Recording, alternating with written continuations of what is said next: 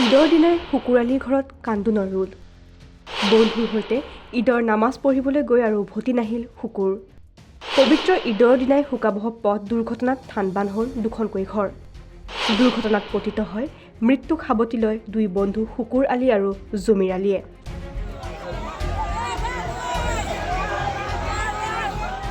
আজি পবিত্ৰ ঈদ উল ফিতৰ। প্ৰতিগৰাকী ইছলাম ধৰ্মাৱলম্বী লোকে আজি উলহ মালহেৰে উদযাপন কৰিছে ঈদ উল ফিতৰ। ঈদৰ আনন্দ উল্লাস চলি থকাৰ মাজতে দৰঙৰ ধুলাত সংঘটিত হয় এক মৰ্মান্তিক ঘটনা। ঈদৰ সমূহীয়া নামাজ আদায় কৰিবলৈ গৈ আৰু ঘৰলৈ উভতি নাহিল শুকুৰ আলী আৰু জমিৰ আলী।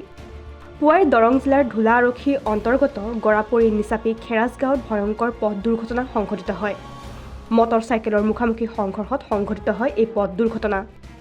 দুৰ্ঘটনাত থিতাতে মৃত্যুক সাৱটি লয় শুকুৰ আলী আৰু জমিৰ আলী নামৰ দুজনকৈ যুৱকে। আনহাতে সংকটজনক অৱস্থাত আছে আন দুজনকৈ আৰোহী। নিহত হোৱা শুকুৰ আলীৰ ঘৰ আলগাছাৰ গাঁৱৰ বুলি বৰ্তমান সময়ত জানিব পৰা গৈছে।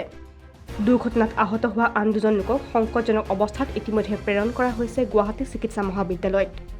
পবিত্ৰ ঈদৰ দিনাই সংঘটিত হোৱা এই মৰ্মান্তিক ঘটনাই এতিয়া শোকাহত কৰি তুলিছে অঞ্চলটোৰ স্থানীয় ৰাইজক।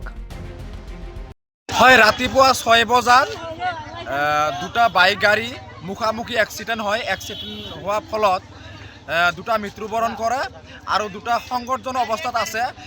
এক্সিডেণ্ট হোৱা 5 মিনিট পিছত আমি ধুলা আৰক্ষী থানা ভাৰপ্ৰাপ্ত বিষয়াক ফোন কৰিছোঁ। ফোনযোগে এতিয়ালৈকে আহি পোৱা নাই। অলপ আগত 108 আহি পালে, আহি কিনে ডেড বডি এটা, তাৰপিছত দুজন ল'ৰা যে সংকটজনক অৱস্থাত আছে লৈ গ'ল মংগলদৈ সামৰিক চিকিৎসালয়ত গৈছে। এতিয়ালৈকে চাওক, দুৰ্ভাগ্যজনক কথা, এতিয়ালৈকে আমাৰ ধুলা আৰক্ষী প্ৰশাসন এতিয়ালৈকে আহি পোৱা নাই।